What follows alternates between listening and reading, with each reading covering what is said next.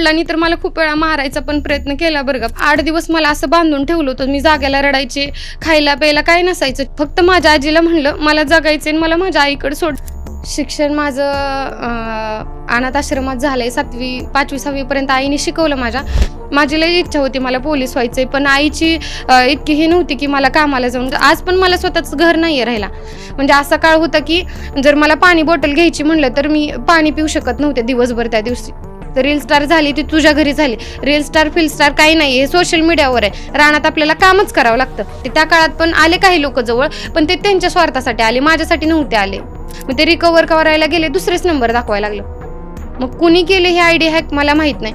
तर तिथं पण मी रिकामे हाते आले, रडले. ते काय म्हणले मला नाही माहिती ते कुणी केले तुझी आयडी, समोरचा XYZ व्यक्ती.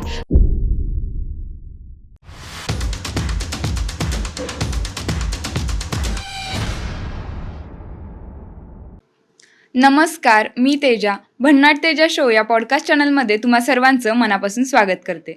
बघा, 4 दिवस सुखाचे 4 दिवस दुःखाचे ही म्हण तर आपण पहिल्यापासून ऐकत आलेलो आहे.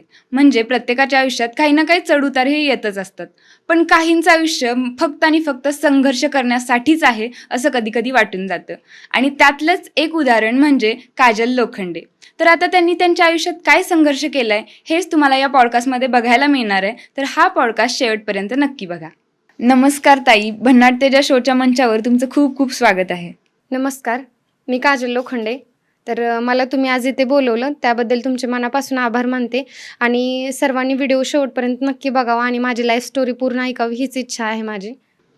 तर लाईफ स्टोरीवरनंच म्हणजे तुम्ही माझ्याशी कनेक्ट केलं की तुम्हाला तुमची स्टोरी शेअर करायची. तर ती नक्की काय स्टोरी आहे? तुम्ही कशा सोशल मीडियाकडे वळलात? मी सोशल मीडियाकडे वळले म्हणजे मला व्हिडिओज आणि फोटोचा इतका छंद आहे लिमिटेड. माझा मोबाईल बघितला तर तुम्ही फोटो आणि व्हिडिओने गच्च भरलेला आहे. म्हणजे आवड आहे मला एक प्रकारची व्हिडिओ बनवायची. मग सोशल मीडियाकडे कल कसा काय आला? एक असेच मी जिओचा फोन होता अगोदर माझ्याकडं, तो 1,500 वाला. असेच इन्स्टाला पोस्ट करायचे, फेसबुकला म्हणजे लाईक फॉलोअर्स वाढायला लागले माझे. मग तिथून मी म्हणजे माझ्या मिस्टरांचा सपोर्ट नव्हता मला.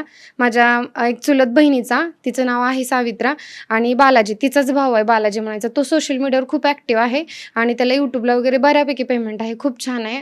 मला सक्का भाऊ, बहीण, एक बहीण आहे छोटी, आई वडील नाही आहेत आणि ते चुलत आहेत आणि त्यांना माझी लाईफ स्टोरी पूर्ण माहिती आहे. आई वडील नसल्यामुळे त्यांनी मला खूप सपोर्ट केला. मिस्टर नको म्हणत होते, तर माझ्या मिस्टरांशी बहीण आणि भाऊ बोलले की नाही काजलला करू द्या, तिला त्या गोष्टीत आवड आहे, काहीतरी करून दाखवेल. नाही मिस्टर म्हणायचे की खूप बायका बाहेर जातात, व्हिडिओ करतात, चुकीचं वागतात, ही पण असं काहीतरी करेल. नाही म्हणले, त्यांनी विश्वास दिला की ही चुकीचं कधीच काही करणार नाही आणि मी पण आतापर्यंत ते कधीच काही केलं नाही. नंतर व्हिडिओ केले, खूप छान व्हिडिओ केले. त्यातूनच माझे फॉलोअर्स वाढले. काय व्हिडिओचा कंटेंट काय असतो तुमचा? कंटेंट म्हणजे काहीच नाही. शुभ सकाळ मित्रांनो, आज आपण हे केलंय ते केलंय रानात, असंच म्हणजे ओके, शेतातलं गावाकडचं. डेली म्हणजे आज पिलू स्कूलला नाही गेला, म्हणजे असं काय, म्हणजे मराठी इतकं इंग्लिश बोलत नव्हते त्यावेळेस प्रोफेशनली. म्हणजे काय असेल ते मराठी साधं गावंढळ गावाकडलं काय चाललंय, आज मी कुणाच्या शेतात कामाला गेले, आज मी काय काम केलं, हे व्हिडिओ टाकायचे. हे झालं सोशल मीडियाबद्दल. आता तुमच्या लाईफची स्टोरी काय आहे ते थोडंसं बॅकग्राऊंडमध्ये जाऊन आम्हाला सांगा. लाईफ स्टोरी म्हणजे माझं गाव, मूळ माझ्या पप्पांचं गाव आहे सोलापूर, दक्षिण सोलापूर आलेगाव, तिथून आहे मी. मी खूप छोटी होते, एकतर माझ्या आईला मूल नव्हतं होत. मी 20 वर्षातून झाले. 20 वर्षातून मी झाले, तर माझ्या पप्पांना एकतर मुलगा हवा होता, आजीला वगैरे. मग आमच्या आजीने वगैरे, आम्हाला शेत पण आहे थोडं कमी 3 एकर, तर आमची आजी आम्हाला शेतात पण जाऊ देत नसायची आणि आम्हाला काहीच म्हणजे शेतातलं एक शेरभर ज्वारी म्हणून आणि गहू म्हणून आमच्या आजीने आम्हाला कधीच दिले नाहीत. त्या रानात तुरी वगैरे पिकतात. तर मग पप्पा आमचे लय दारू प्यायचे आणि ट्रेनमध्ये वडापाव विकतात ना, ते वडापाव विकायचे, एक एक महिना येत नसायचे. मग आमची आई म्हणजे असं गावचे पाटील आहेत ना, त्यांच्या घरी धुणे भांडे करायची आणि तिने आम्हाला ते धुणे भांडे करून जगवले. आणि आम्हाला आजीने आमच्या राहायला घर सुद्धा दिले नव्हते. 3च पत्रे होते आणि साईडनं सगळं कूड होता, म्हणजे तुरी असते ना त्याचा कूड घेतलेला आणि त्यात आम्ही राहायचो. म्हणजे पाऊस आला तरी आम्हाला बसायला उठायला जागा नसायची, त्या 3 पत्र्यातच आम्ही राहायचो. आणि खायला अन्न पण नसायचं आम्हाला, पप्पा कधी देत नसायचे, आजी आजोबा चुलते कोणी सुद्धा बोलत नसायचं आम्हाला. आणि आमच्या घराच्या पुढे एक अंगणवाडी होती, त्या काकू गिरजा काकू म्हणून आहेत, त्या आम्हाला सुकडी द्यायच्या. म्हणजे ते शाळेत भेटायची ना सुकडी, ती सुकडी द्यायची, आम्ही त्याच्यातनं पाणी वतायचो आणि लाल चटणी त्याच्यासोबत खायचो. वडिलांनी तर मला खूप वेळा मारायचा पण प्रयत्न केला बरं का, पण त्यांना आज पण मी मिस करते, कारण की त्यांना माझ्या ठिकाणी मुलगा पाहिजे होता आणि आज माझे वडील माझे हे दिवस बघायला असायला पाहिजे होतं, आई वडील दोघं पण. तिथून माझ्या छोट्या बहिणीला एक दिवशी वडिलांनी माझ्या खूप मारलं.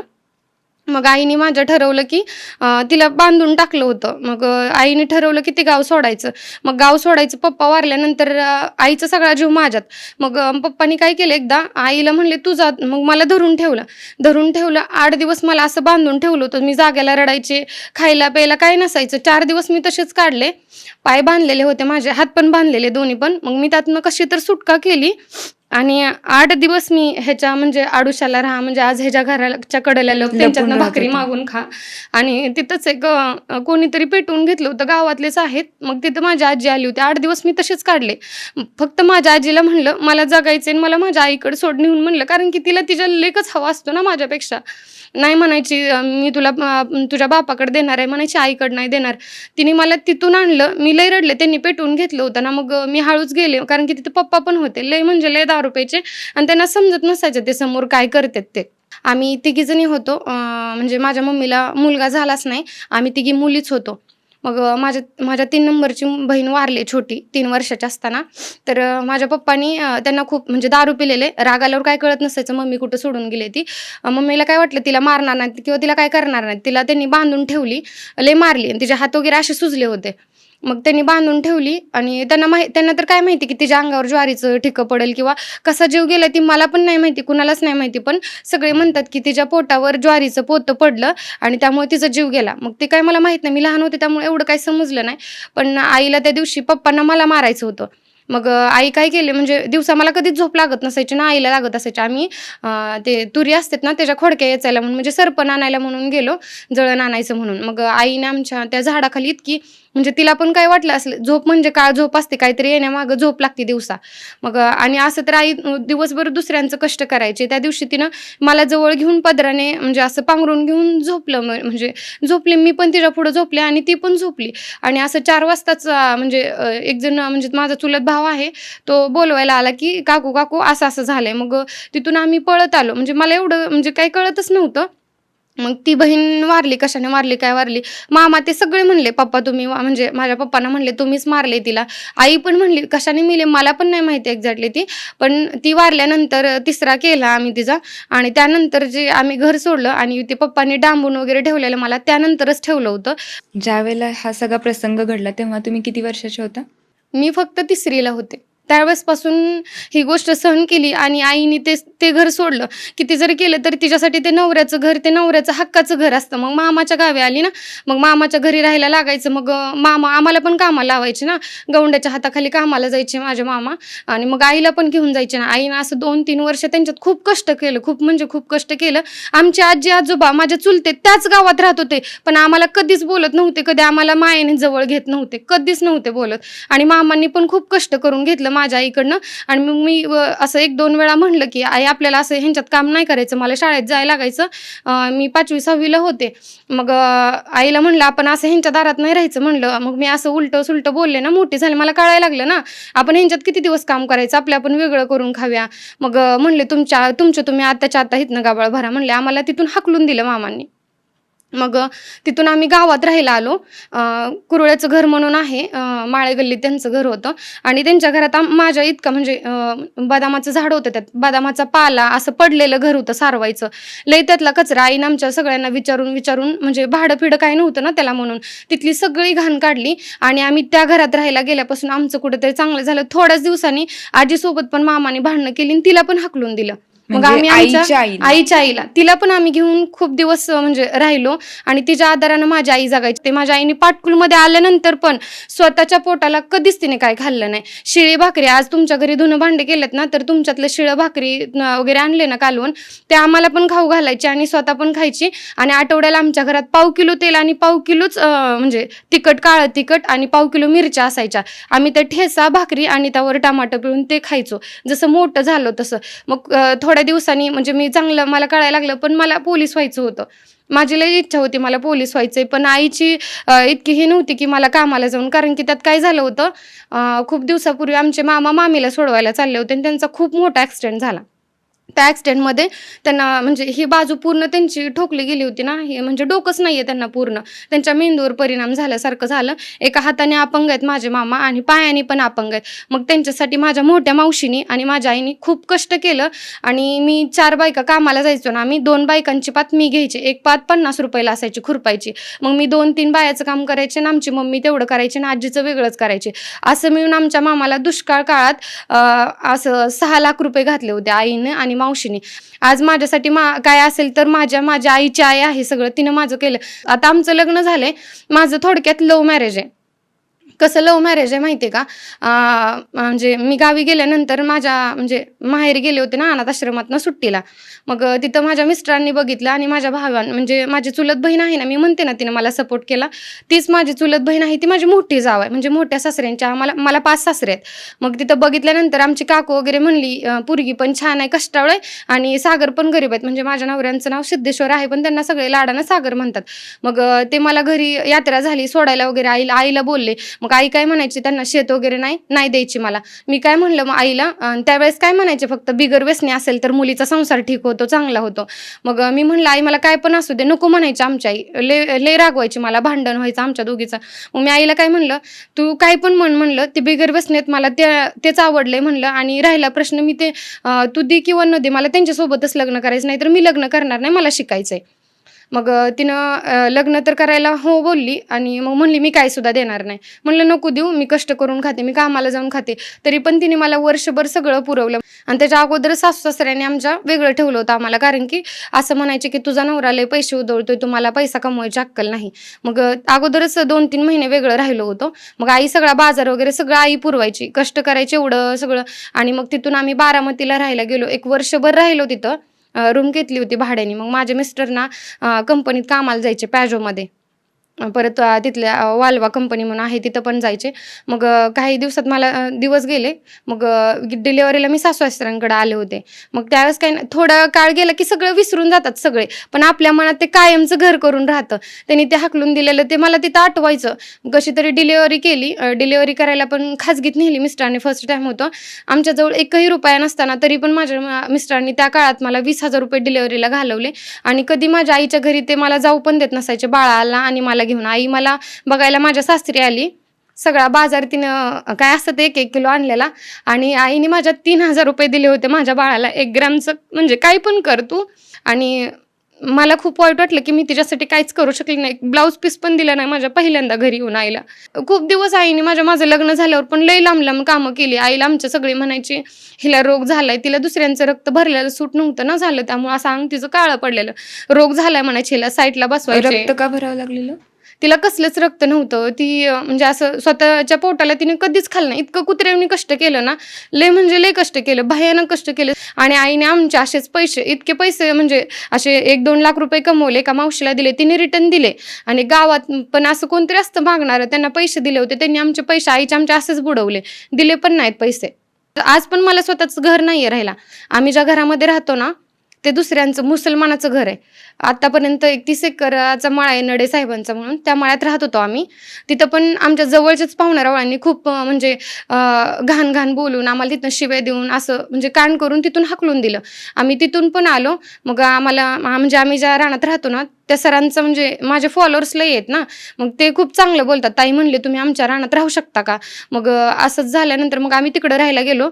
आज वर्ष झालं आम्ही त्यांच्या रानात राहतोय आणि त्यांनी आम्हाला आत्तापर्यंत खूप मदत केली. रानातलं कधीच काय मागितलं नाही. आम्ही काय होईल ते त्यांना म्हणजे मनाने देतो. आणि माझे वडील 2013-14 मध्ये वारले आणि मम्मी माझी 16, 17, 18 मध्ये वारली असेल, कारण की माझं लग्न झाल्यावर 4-5 वर्षातच वारली ती.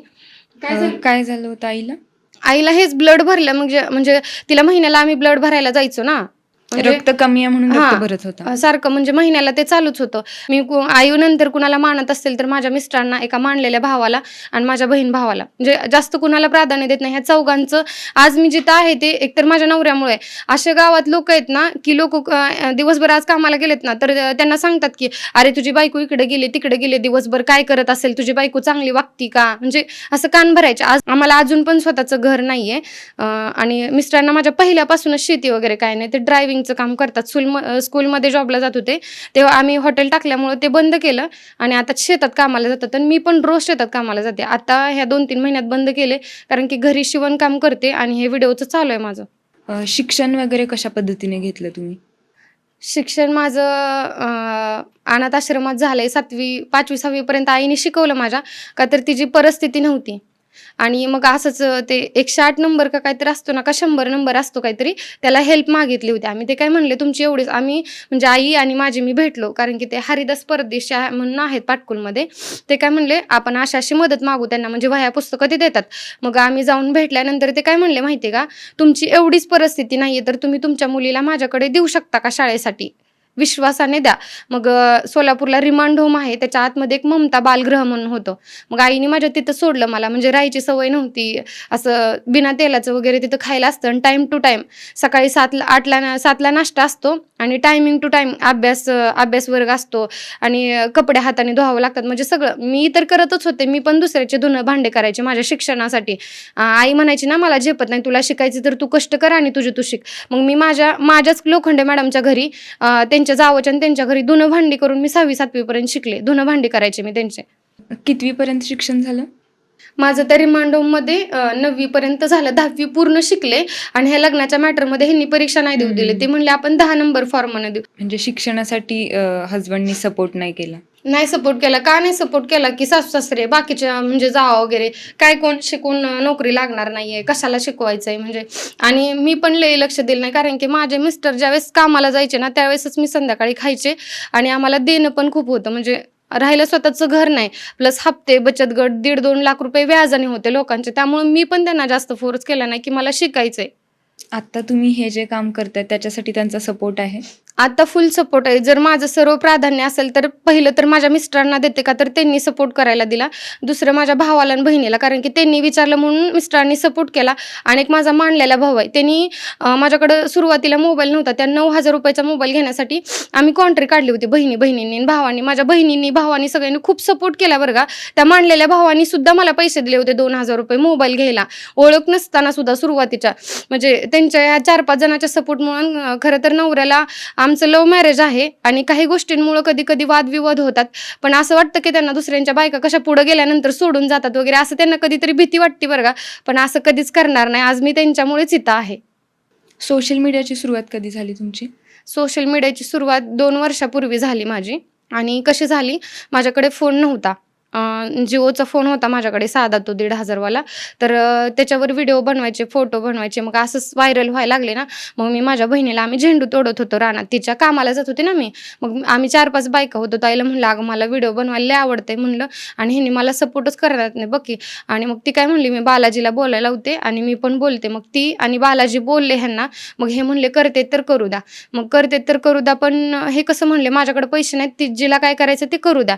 आता पण आमचे सर म्हणतात की तुला काय करायचं ते तुझ्या स्वतःच्या पायावर तू कर, माझ्याकडे पैसे नाहीत. कारण की आज आम्ही कामाला गेलो तर आम्ही सकाळी म्हणजे दिवसभर काम केलं तर आम्ही संध्याकाळी खाऊ शकतो. आमची परिस्थिती आज सुद्धा तशीच आहे.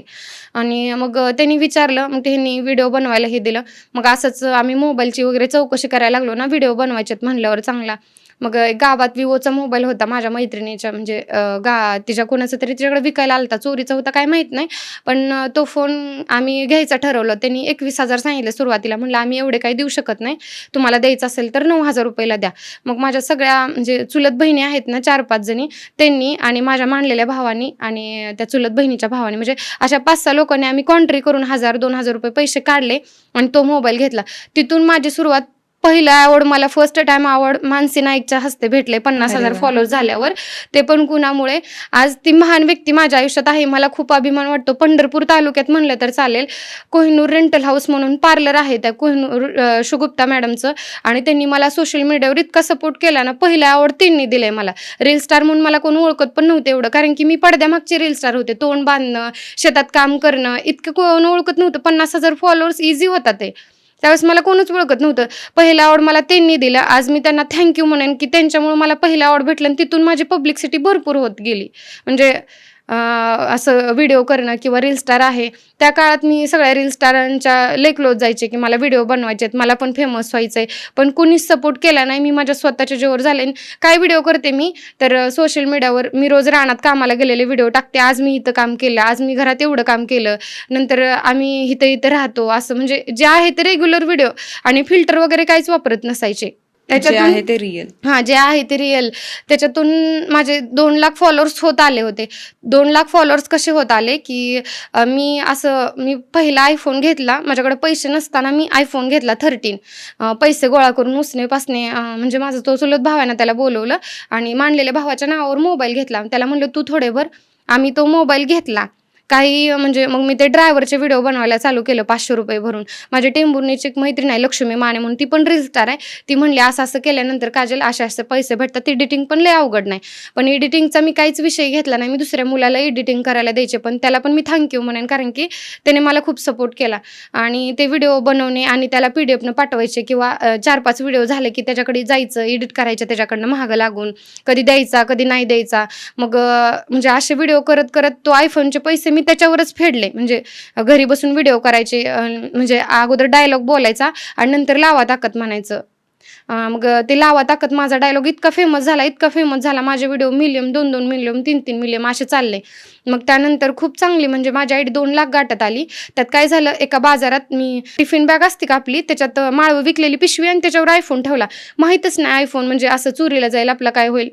मटकी घ्यायला गेलो, तिथून माझा आज्यात आयफोन कोणीतरी काढून घेतला. तो आयफोन काढून घेतला. खूप रडले, पोलीस स्टेशनला गेलो. आयफोनची पावती वगैरे होती आमच्याकडं. मग ती दिली वगैरे. ते म्हणले बघू, काहीतरी 1,000-1,500 रुपये भरले. म्हणजे त्या मांडलेल्या भावाने वगैरे सगळं केलं, माझ्या मिस्टरांच्या मित्रांनी वगैरे, कारण की त्यांच्या भैयाच्या मोबाईल नावावर होता ना. मग त्यांनी केलं सगळं. आणि मग ते काय म्हणले, शेवटी आम्ही आशा धरली होती. 1-2 महिना घेतला नाही मोबाईल. महिनाभर 1,91,000ची आयडी होती माझी. मग असंच विवोचा मोबाईल आम्ही घेतला. 49,000चा विवोचा मोबाईल आम्ही घेतला. आयफोन कितीचा होता तो 70,000 होता. आयफोन 13 निघल्या घेतला होता 70,000ला. त्याचे नंतर हप्ते फेडले मी. 8च महिने मोबाईल वापरला होता मी फक्त.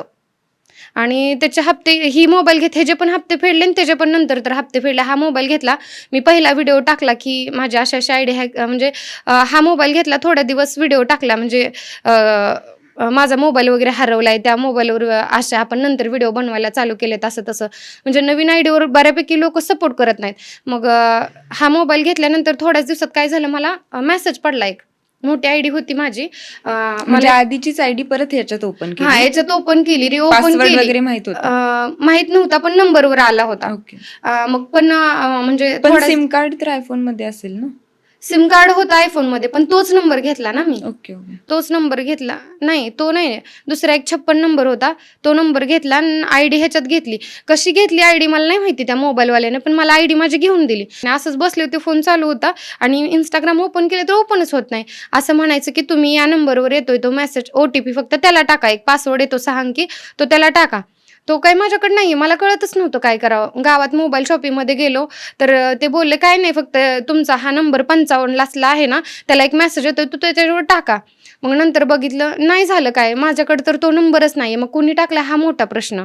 म्हणजे जो जुना नंबर होता त्याच्यावर मेसेज जात होते, पण तो जुना नंबर म्हणजे माझा नव्हता, दुसऱ्या कोणाचा तरी 55 नंबर दाखवत होता. म्हणजे तो तुमचाही नव्हता, माझाही नव्हता नंबर. मग कुणीतरी म्हणजे माझा आयफोन असा विषय झाला होता की मी व्हिडिओ करायला वगैरे मी म्हणजे सगळ्यांना लगेचच, माझा कसा हळवेपणा आहे, मला काय वाटतं माहिती का, मला आई वडील नाहीयेत तर आपण लगेच पटकन कुणाच्या तर क्लोज जायला पाहिजे ना, आपण त्याला क्लोज करायला पाहिजे, असा माझा स्वभाव आहे. तो लोकांनी त्याचा गैरफायदा घेतला. मी त्यांच्या हातात फोन देणं, त्यांना पासवर्ड सांगणं, म्हणजे मग त्यांनी त्यांचे नंबर टाकून ठेवणं. मग हे माहित नव्हतं मला हे त्यांनी केलं असेल म्हणून. मग आम्ही 8 दिवस केलं. मग माझी फ्रेंड एक म्हणली, माझा मित्र आहे त्याला चांगलं बऱ्यापैकी कळते, तू त्याच्याकडे जा. मग आम्ही त्याच्याकडे गेल्यानंतर मी त्याच्याकडे गेले, त्याची एक दिवस वाट बघितली, तो त्या दिवशी नाही आला. दुसऱ्या दिवशी गेले, मग तो तिथं होता. तो म्हणला कसं काय झालं? मग मी सांगितलं असं असं झालंय. मग तो काय म्हणला, तुमचा पासवर्ड म्हणजे कुठल्या नंबरला? मग मी काय म्हणलं, इन्स्टाला तर काही दिसत नाही आता. मग फेसबुकला माझं इन्स्टा अटॅच आहे. म्हणलं फेसबुकला बघ. तिथं बघितल्यानंतर एका लेडीजचे नंबर पडले. मग आम्ही त्यांना विचारलं. मग ते काय म्हणले, असं असं झालंय, तुमचे नंबर आहेत, OTP सांगा. त्यांनी OTP सांगितला. मग त्यांनी चांगल्या मनाने सांगितला का वाईट मनाने सांगितलं मला नाही माहिती, XYZ. मग त्यांनी सांगितल्यानंतर मग तिथं तास पडले, जास्त वेळ आबदल्यामुळे 36 तास पडले. मग ते 3-4 दिवस मी जाऊ दिले. मग तो काय म्हणला, 8 दिवस जाऊ दे. कशाला म्हणला, ID ओपन होते, रिकवर होते, तर 8 दिवस जाऊ दे. मग माझं असंच ते टेंभुर्णीला व्हिडिओ करायचे ना मी 500 रुपये घेऊन, ते गवारे आहेत. मग मी त्यांच्या इकडे गेल्यानंतर मग असंच आम्ही ते म्हणले ना, मग पासवर्ड सांगतोय म्हणल्यानंतर समोरचा रिकवर करूया आपण. मग ते रिकवर करायला गेले, दुसरेच नंबर दाखवायला लागलं. मग कुणी केले हे ID हॅक मला माहित नाही. नंतर मी लय रडले, सोलापूरला म्हणजे पोलीस स्टेशनला गेले. गाडी रुपयाजवळ नसताना पहिल्यांदा तर बसने गेले. आधी रिकवर करण्यासाठी म्हणलं ID रिकवर होते तर आपण जाऊया गाडी करून. माझ्याकडे पैसे नव्हते तर मी उसने पैसे घेऊन 1,500 घेतले आणि गाडी करून गेले. तर तिथं पण मी रिकामे हाती आले, रडले. ते काय म्हणले, मला नाही माहिती ते कोणी केले तुझी ID. समोरचा XYZ व्यक्ती तुझ्याकडे गेली त्यांनीच केली, मला नाही माहिती. म्हणले मी नाही केली. तुम्ही कुणाकडे गेलेलात नंतर? XYZ एक व्यक्ती आहे, मी त्यांच्याकडे गेले होते, त्यांचे नंबर दाखवले म्हणून. पण ते बोलले की नाही, माझी ID म्हणजे माझा नंबर नाही दाखवत म्हणले, आणि जे माझ्या नंबरवर येतं ते मी तुला दाखवतोय म्हणले. मी किती आबोतोय तर तुझी ID ओपन होत नाही, त्याला मी काहीच करू शकत नाही म्हणले. तर तू इन्स्टाला तुझं म्हणजे इन्स्टाला मेल करू शकते म्हणले. ते पण केलं, काय म्हणजे झालंच नाही. मग नंतर मला वाटलं की म्हणजे मी एवढं झगडले त्या गोष्टीसाठी, तर गप्प का बसायचं. मग मी सोलापूरला गेले, पोलीस स्टेशनला. सगळे म्हणले ना सायबरला जावा तुम्ही. मग सायबरला गेले. मी म्हणत नव्हते त्यांना बोलवा, कुणालाच बोलवा म्हणलं नव्हतं मी. मग जे काय रिअल आहे ते पोलिसांना सांगावं लागतं. मग मी म्हणलं असा असा विषय होता आणि असं असं झालं होतं. मग त्यांनी तिथं त्यांना बोलवलं.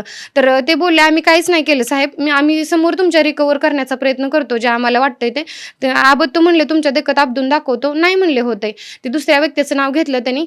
मग XYZ म्हणजे माझा स्वभाव काय आहे माहिती का, माझ्या नवऱ्याचा, एकतर कुणाशी भांडण करायचं नाही, वादविवाद घ्यायचा नाही. जर कुणी आपल्यावर ते म्हणजे धमकी द्यायला लागले तिथं, आम्ही तुझ्यावरच केस उलटी ठोकणार आहे. मग 1 रुपयाही नसताना मी तिथे गेलेले, मी बसने गेलेले आणि 200 रुपये सुद्धा मी ते दुसऱ्याकडून उसने घेतलेले. म्हणजे असा काळ होता की जर मला पाणी बॉटल घ्यायची म्हणलं तर मी पाणी पिऊ शकत नव्हते दिवसभर त्या दिवशी. इतकं म्हणजे वाईट वेळ आली होती.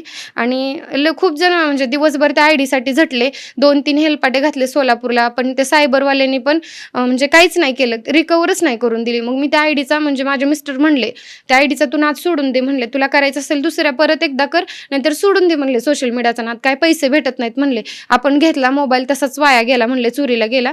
मग तिथून माझा चुलत भाऊ म्हणला, आता आपण YouTubeला पण व्हिडिओ करू. अगोदरपासूनच करत होते, YouTubeच्या IDला काहीच नाही झालं माझे. तिथे बऱ्यापैकी फॉलोअर्स होते माझे. पण तिथं काय होत होतं, बऱ्यापैकी लोकांना काय बघायला आवडतं, असे येडे चाळे केलेले, म्हणजे काही पण फालतूगिरी बघायला आवडते. आणि माझं काही लोकांना बघायला आवडत नव्हतं की मी आज ह्या रानात कामाला गेले, त्या रानात कामाला गेले, मी आज ही केलं ते केलं. YouTubeला पण सबस्क्रायबर वाढत नव्हते माझे. मग नंतर असंच YouTubeचे पण सबस्क्रायबर वाढत गेले, चांगले वाढले. आणि मी बॅकअप म्हणजे परत एकदा ID खोलली. आणि त्या ID खोलल्यानंतर असे मोठे मोठे रील स्टार आहेत की माझ्याबरोबर व्हिडिओ, आता ते म्हणतात की आमचे व्हिडिओ करा. त्याच लोकांना मी अगोदर मदत मागितली होती, मला मदत करा. मला फक्त माझ्या मैत्रिणींनी, एक सोनाली नावाची, सोनाली MS14 आणि सारिका पाटील, ह्या दोघींनी मला सोशल मदत केली. पहिला व्हिडिओ मी त्या दोघींना कॉलअप केला होता की मी रडत होते की माझ्या अशा ID हॅक झाले आणि मला सगळ्यांनी सपोर्ट करा. तो व्हिडिओ त्या दोघींना कॉलअप केला होता. बऱ्यापैकी म्हणजे मी 5-6 महिन्यात तर 50,000 फॉलोअर्स क्रॉस केले. माझ्या आवाजात इतका दम आहे ना, मी एखादा डायलॉग बोलले तर मिलियनमध्ये क्रॉस होतो. आणि माझा ड्रायव्हर नवरा आहे, त्यामुळे मी उखाणे घेणे ड्रायव्हरवर आणि ड्रायव्हरचे व्हिडिओ करणं, JCPचे व्हिडिओ करणं, ते 500 रुपये घेऊन त्यांचे व्हिडिओ IDला सोडत गेले आणि ते सहज व्हायरल होत गेले, मिलियनमध्ये जायचे. आणि माझं साधं बोलणं लोकांना लय भावलं. म्हणजे तुम्ही 500 रुपये घेऊन म्हणजे प्रमोशन करायचं? प्रमोशन करायचे. सुरुवातीपासूनच्या IDला माझ्या प्रमोशनचेच व्हिडिओ आहेत. आणि कदाचित मी मैत्रीवर आणि ड्रायव्हरवर आता एखादा व्हिडिओ बोलायचा, म्हणजे मार्केटमध्ये किती जरी शेंगदाणे आले तर बदामाची किंमत कधीच नाही कमी होणार, हॅशटॅग त्या गाडीचं नाव घ्यायचं आणि लावा ताकद म्हणायचं. ते ड्रायव्हर लोकांना खूप भावायचं, म्हणजे शेअरिंग पण भरपूर व्हायचे व्हिडिओ माझे, मिलियन 2-2 मिलियनमध्ये जायचे. आणि त्या रीतीने म्हणजे जे जवळ काही लोक जवळ आले, पण ते त्यांच्या स्वार्थापोटी आले, त्यांचे व्ह्यूज वाढण्यासाठी, त्यांचे फॉलोअर्स वाढण्यासाठी. त्या काळात पण आले काही लोक जवळ, पण ते त्यांच्या स्वार्थासाठी आले, माझ्यासाठी नव्हते आले. आणि आज माझे 1,34,000 फॉलोअर्स झालेत आणि ते म्हणजे सगळं श्रेय मी स्वतःला देते. आता हीच 1,34,000ची आयडी मी ती पण कुणाच्या जीवावर नव्हती केली आणि ही पण कुणाच्या जीवावर नाही, मी स्वतःच्या जीवावर एवढी आयडी मोठी केली. म्हणजे सोशल मीडियामध्ये तुम्हाला लोकांनी इतका सपोर्ट केला की पहिली आयडी जाऊन ही दुसरी आयडी तुमची रिकवर झाली. खूप सपोर्ट केला सगळ्या लोकांनी बरं का. म्हणजे मी बऱ्यापैकी लोकांना, कारण की काही लोक माझ्या म्हणजे स्वभावामुळे माझ्याजवळ होते, मिलियमवाले वगैरे खूप लोक जवळ होते. नंतर म्हणजे सगळे माझ्याकडे स्वतःहून व्हिडिओ करायला येतात. मी एवढी छान ॲक्टिंग करते ना, काही भाऊ लोक आले माझ्या घरी, त्यांनी माझ्यासोबत व्हिडिओ केला, मला कॉलअप केलं. माझी एवढी आयडी छोटी असताना इलेक्शनचे व्हिडिओ वगैरे असणं, त्या शूटमध्ये काम करते मी कधी कधी. 1,000-500 अगोदर मला 500 रुपये द्यायचे, आता 1-2 डायलॉग असतील तर 1,000-2,000 रुपये देतात. म्हणजे मी सगळीकडं म्हणजे कुठंच काही जरी काम असेल ना, तर मी त्या कामाला नाकारलं नाहीये कधी. दुसऱ्यांच्या म्हणजे शेतात कामाला जाणं, कुणाच्या घरी काय काम असलं ते त्यांनी सांगितलं आपण नाही करणं, म्हणजे असं सगळं प्रत्येक वेळेला सगळ्यांचं सपोर्ट केला. म्हणजे सगळ्यांची कामं करणं, सगळ्याला गोड बोलून राहणं, त्यामुळे ते लोकांना भावतं माझं. त्यामुळं खूप लोकांनी सपोर्ट केला आणि काही लोकांनी नाही पण केला, म्हणजे चिकलफेक पण केली, ही अशीच आहे ती तशीच आहे, तिला का सपोर्ट करताय. पण सगळ्यांना माहिती माझा स्वभाव काय आहे. माझी आयडी जरी चेक केली ना, तर तुम्हाला माझे सगळे डेली म्हणजे माझे काय होतंय काय नाही सगळे खरे व्हिडिओ दिसतील बघायला तुम्हाला. कुठं जरी गेलं ना, आता मला 1 रुपया पण घेत नाहीत. एक काळ होता की मी पाणी पिऊ शकत नव्हते 10 रुपयाची बॉटल घेऊन, आणि आता कुठं जरी गेलं तर या काजल मॅडम कधी आलाय, किंवा आज मला कितीतरी मेसेज आहे पेंडिंगला, मॅडम तुम्ही आमच्या शॉपला या, व्हिजिट करा, पुण्यात सुद्धा. आणि मला एकेकाळी मी त्या लोकांना सपोर्ट मागितला तर त्या लोकांनी मला सपोर्ट केला नाही.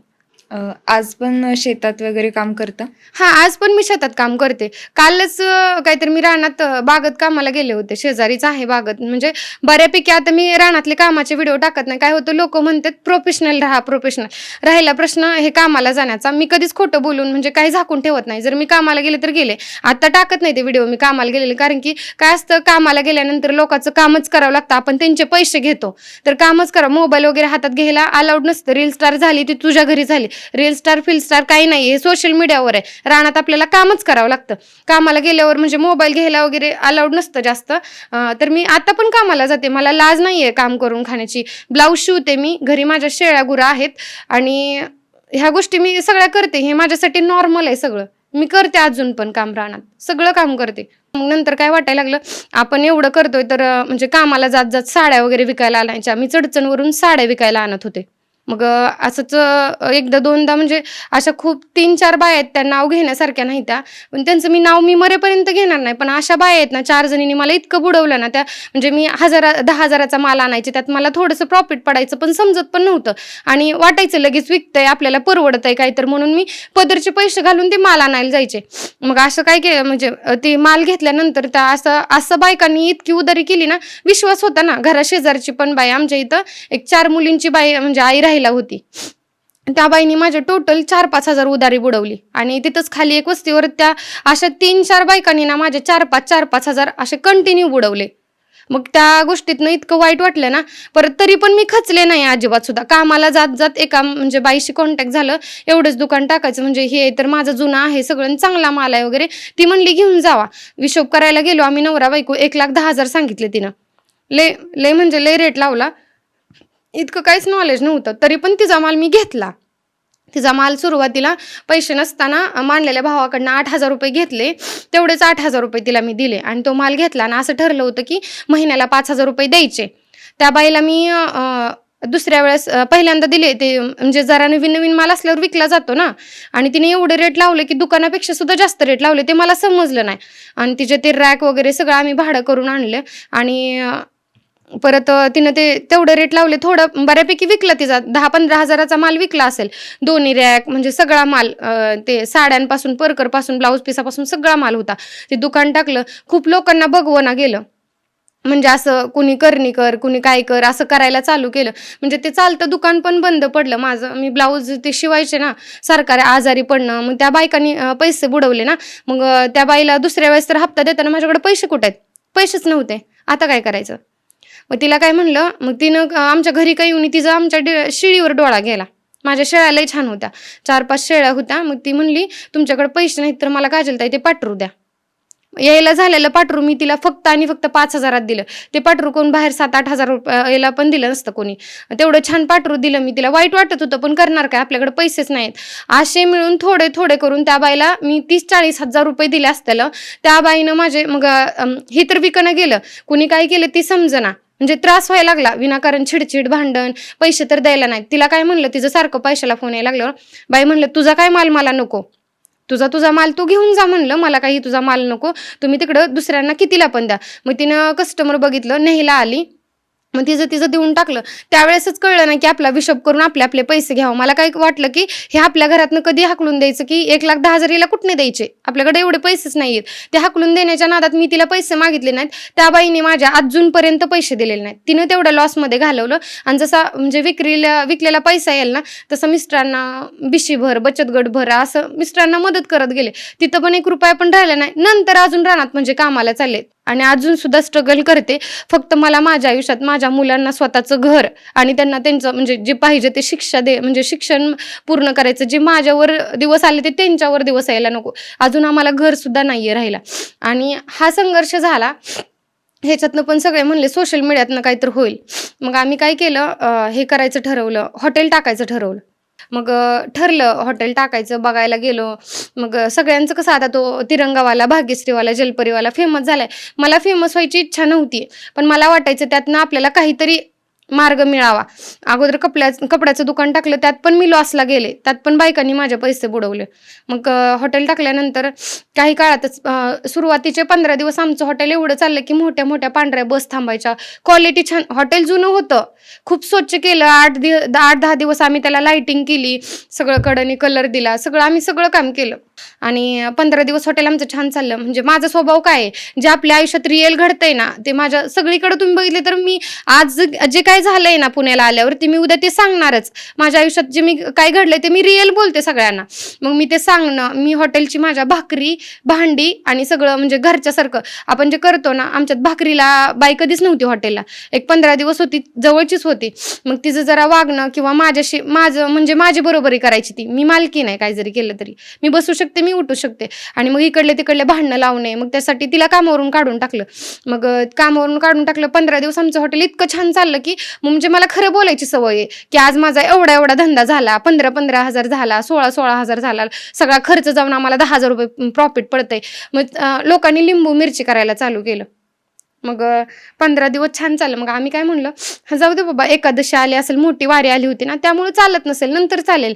तो पण महिना सहन केला आम्ही, पदरचे पैसे भरले. मग दुसऱ्या महिन्यात पैसे म्हणजे हे श्रावण महिना लागला. ते काय म्हणले हॉटेलवाले, एवढ्यात लवकर तुम्ही असं खचून जायचं नसतं, तुम्ही एवढं हे असं नाही करायचं तुम्ही. मग तरी पण आम्ही श्रावण महिन्यात श्रावण थाळी चालू केली 170 रुपयाला. आपली स्पेशल मच्छी थाळी अगोदर सुरुवातीला 250 रुपयाला होती, त्यावेळेस अनलिमिटेड गिरायक होतं. आणि आपण 200 रुपयाला केली अनलिमिटेड, तरी पण आपल्याला गिरायक नाही. मग करायचं काय, असेच 2 महिने पदरचे पैसे भरले. श्रावण महिन्यात पूर्ण श्रावण थाळी चालू केली. बाजार आमटी फेमस आहे. माझे मिस्टर, माझा मोठा धीर आहे, तो महावीर हॉटेलमध्ये वस्ताद आहे. मग त्यांनी शिकवले माझ्या मिस्टरांना आणि मला पण येते. आमच्या पंढरपूरमध्ये महावीरची बाजार आमटी फेमस आहे, कानाकोपऱ्यात आहे. मी सुद्धा ट्राय केली. म्हणजे आम्हाला ती स्वतःला बनवायला येते, जशी महावीरला भेटते तशी आम्ही स्वतः बनवतो. मग आम्ही 170 रुपयाला थाळी, एक जामन आणि भाकरी ते वगैरे सगळं अनलिमिटेड ठेवलेलं, फक्त जामन आणि पापड लिमिटेड होतं. राईस वगैरे 170 रुपयाला केली. त्या थाळीला आम्हाला बऱ्यापैकी म्हणजे माझे व्हिडिओ बघून लोक जेवायला यायचे. काही जणांना मला भेटायचं असायचं, काही जण व्हिडिओ बघून यायचे. म्हणजे जो सुरुवातीला रिस्पॉन्स होता ना लोकांचा, पब्लिकचा, तो नंतर भेटना. म्हणजे आणि आम्ही काही म्हणजे मी बामणाकडे वगैरे गेले, असं झालं काका तुम्ही करा म्हणून आम्ही हॉटेल चालू केलं. ते बोलले काही सुद्धा नाही, तुमच्या हॉटेलला लिंबू मिरची केले आणि जर मी आता तुम्हाला करून दिलं चांगलं आणि आता तुम्ही 10-15 हजार घालवणार आणि तेच नंतर व्हायला लागल्यावर तुम्ही किती दिवस हे पैसे घालवणार आहात. मग मी त्या काकूंना बोलले, आम्हाला भाडं भरपूर होतं ना. काकू म्हणलं एवढं तर 2 महिने हॉटेल चाललंच नाही म्हणलं आणि असा प्रॉब्लेम व्हायला लागलाय, मी तुम्हाला एवढं काय भाडं देऊ शकत नाही म्हणलं. मग त्या म्हणल्या कमी दे. मग मी त्यांना कमी भाडं दिलं, 1,000-2,000 रुपये कमी दिले की आम्हाला 11,000 रुपये महिन्याला भाडं होतं. मग ती कमी करून दिलं आणि आमच्या सरांनी ते काही कुणाला बोलत नाही, जे काय करायचं ते तुझं तू कर, तुला करायचं ना तू बिनधास्त कर, मी तुझ्या पाठीमागे आहे. मग ते म्हणायचे नको काय करायचं आपण त्यांचं भाडं देऊन टाकू. अहो म्हणलं पैसेच नाही आता आले तेवढे तर आपण पदरचं का भाडं भरायचं, मग त्यापेक्षा हॉटेल बंद केलेलं चाललं असतं ना. मग त्या काकूंना बोलले, त्या कमी कर म्हणल्या. मग काही दिवसांनी असंच लय लॉसमध्ये बामणाकडे वगैरे जाऊन आलो. मग सगळे म्हणायला लागले ना तुम्ही चुकीचा पॉईंट घेतला घेतानाच तर.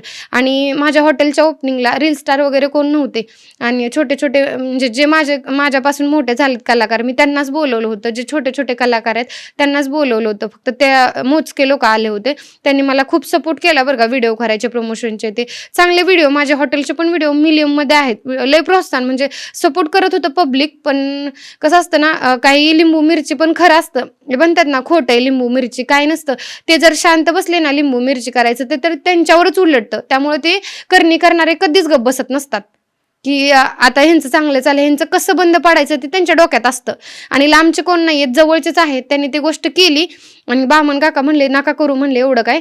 आम्ही लाईट फिटिंग करायलाच भरपूर पैसे घालवले, परत सगळं कलर देणे वगैरे सगळं स्वतः केलं होतं. 2-2.5 लाख रुपयाला घरची जर्सं रेडी म्हणजे काय गुरं होते, शेळ्या बोकडं, आम्ही जे सगळं जे मला लॉस म्हणजे फायदा होणार होता त्या वर्षात 2-2.5 लाख रुपयाचा, की ते मी सगळं हॉटेलमध्ये घालवलं. आणि त्या हॉटेलमध्ये सगळं आम्हाला नुकसान झालं. बंद केलं मी हॉटेल. का बंद केलं तर अजून नुकसान होण्यापेक्षा त्यापेक्षा म्हणलं बंद केलेलं बरं. खूप लोकांना प्रश्न पडला होता की हिने हॉटेल का बंद केलं हिला, आणि काही लोक म्हणतात हिला काम करायला लागत होतं, हिला फिरायला जायला लागत होतं त्यामुळे हिने हॉटेल बंद केलं. पण आम्हाला माहिती आमची परिस्थिती त्यावेळेस काय होती. आमचं रात्रंदिवस कामात जायचा, मला खायला आम्हाला जेवायला वेळ सुद्धा भेटत नसायचा. आम्ही सकाळचं जेवण रात्री 3-3, 4-4 वाजता करायचो, नाश्त्यावर असायचो दिवसभर. कारण की कस्टमर असलं की कसं होतं माहिती आहे का, मालकाला भूक नाही लागत. कस्टमर असलं की आपण त्यांच्यासाठी कष्ट करतोय. आणि काही काही वेळेस अख्ख्या श्रावण महिन्यात ना दिवसातनं एकच थाळी जायची फक्त, श्रावण थाळी. कधी कधी 10-12 जायची, कधी कधी 10-15 जायची. ते 7-8 हजार झालेले. आम्ही गाईला घालवले, गाय अडकली, तिला एवढा खर्च केला, गाई पण मेली. थोड्या दिवसात आमची शेळी पण मेली फास लागून, अशीच रानात बांधली होती. ते झालं 60-70 हजार रुपये नुकसान. आणि हॉटेलला आम्ही ऑलरेडीच 2-2.5 लाख रुपये भरले होते, ते पण नुकसान झालं आमचं. म्हणजे बंद केलं हॉटेल आणि ते हॉटेलचे भांडे आणि फ्रीज फक्त आणि फक्त आम्ही 33,000 रुपयाला विकलं. जे की मी आता घातलेलं कानातलं आणि फक्त मला वरचं मंगळसूत्र आहे ते मी घाण ठेवलं होतं बँकेत. ते 55,000 रुपये उचलून असेच घेतलेले लोकांचे पैसे दिले. आणि आत्ता परवा मी एक बचत गट उचलला. ऑलरेडी आम्हाला बचत गट आहेत भरपूर, पण तरी पण मी तो उचलला कारण की गळ्यात मंगळसूत्र नाही तर काय वाटत नाही. मग ते मंगळसूत्र सोडवण्यासाठी, कानातलं सोडवण्यासाठी मी एक बचत गट उचलला आणि ते 33,000 भांड्याचे आलेले असे मिळून 56-57 हजार रुपये भरले. बँकेच्या 2-3 हजार रुपये व्याज भरलं, ते सोडवून आणलं. ते पण माझ्या बहिणीच्या सपोर्टमुळे. जर मी कुठे जाते काय करते ना तर माझ्या बहिणीचा आणि भाऊजींचा सपोर्ट असतो. अशा काही गोष्टी केल्यात, खूप स्ट्रगल केले मी. इथून पुण्यातून माल नेते राख्यांचा आणि मी रक्षाबंधनच्या वेळेस चौकात राख्यांचा स्टॉल लावते. म्हणजे असे कुठलीच गोष्ट नाहीये की मी त्यात स्ट्रगल करत नाहीये, फक्त मला त्या गोष्टीत यश भेटत नाहीये. देव पण त्यांचीच परीक्षा घेतो, ज्याच्यामध्ये ते झेलण्याची ताकद आहे. आणि तुमच्यासमोर एवढी संकटे यासाठी येतात की तुम्हाला त्यातून आणखी स्ट्रॉंग होता येईल आणि नक्कीच कुठे ना कुठे तुम्हाला यश भेटेलच. तर तुमचा हा प्रवास असाच चालू राहू द्या आणि लोकही तुम्हाला नक्की सपोर्ट करतील. आणि आज तुमची ही जी काही स्टोरी शेअर केली त्याबद्दल खरंच धन्यवाद. आणि लोकांना पण जे काही डाऊट्स होते तुमच्याबद्दल ते सगळे क्लिअर झाले असतील. बाकी तुमच्या पुढच्या आयुष्यासाठी खूप खूप शुभेच्छा. तर बाकी आजचा हा पॉडकास्ट तुम्हाला कसा वाटला कमेंट नक्की करा. आणि तुम्हाला नेक्स्ट पॉडकास्ट कुणाचा ऐकायला आवडेल तेही मला नक्की कळवा. धन्यवाद.